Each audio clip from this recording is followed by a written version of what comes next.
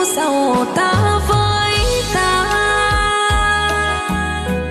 chẳng thôi nhớ người nơi cuối trời.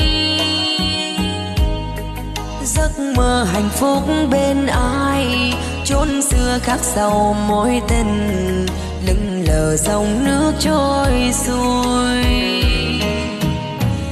Duyên đã không thành thôi cách xa, tiếng thu chữ tình bao nỗi sầu.